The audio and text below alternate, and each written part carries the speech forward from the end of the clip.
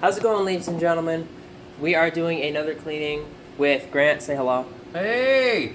We're doing this is actually our first cleaning. This is another video on this Wii remote that we are going to be listing today. So, I believe it's a Gen 1. I don't think it has the Wii Motion Plus that some of the newer ones had. Has some slight scratches on the back, some wear and tear on the labeling on the side. This is going to be most of the tools that I'm going to use here.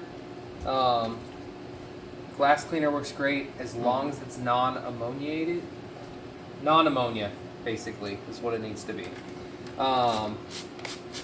So instead of getting in there in the cracks and everything, I just give it a first general wipe down.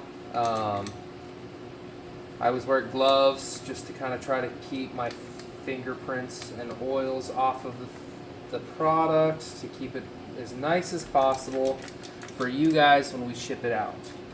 And you can tell just from wiping it down real quick with a rag, it's already getting much brighter, much cleaner.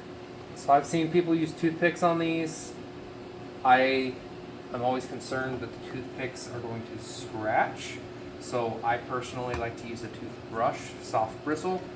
I just kind of spray it down like that on the rag. That way the rag can collect the extra, hold it over the rag. Get in there, and you can see some of the stuff coming out from around the buttons.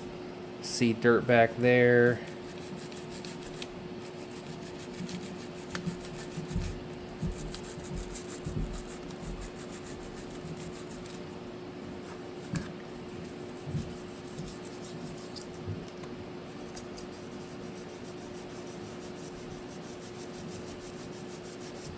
Reapply as needed, obviously.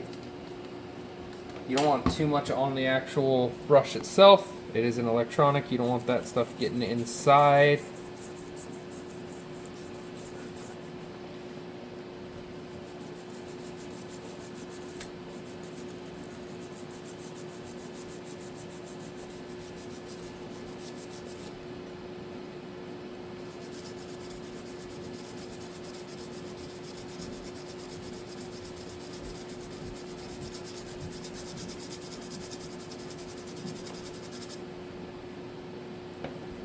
You can see some of that gunk coming out of those letterings there.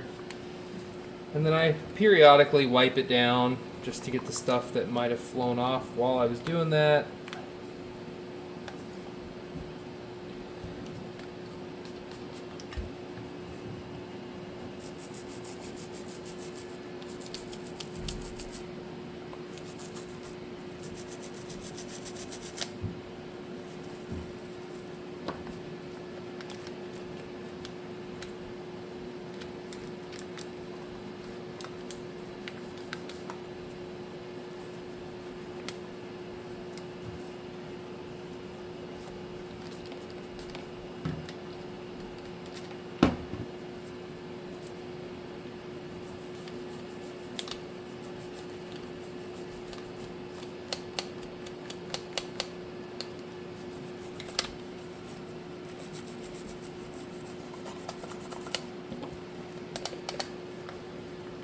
See, the B looks much cleaner now.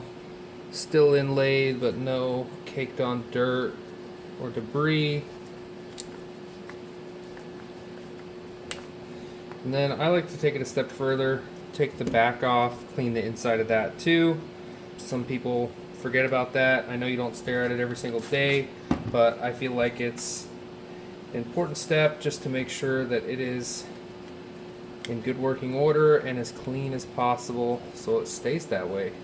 Obviously, with this plastic piece being non-electronic part, you can be a little more liberal with the application of cleaner product to it. Looking much nicer already. Get in there around the resync button.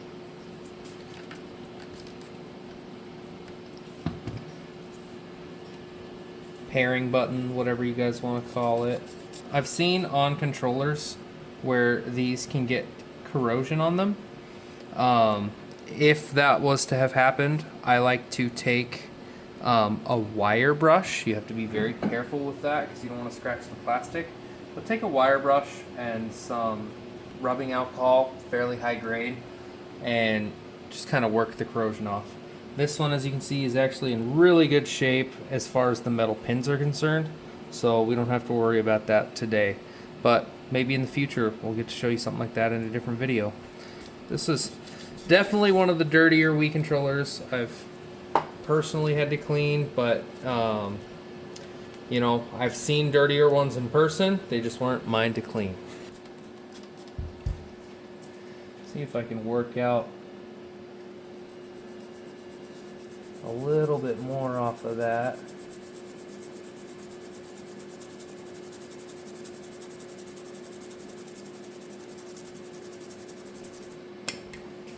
And then typically the Wii controllers come with a wrist strap there.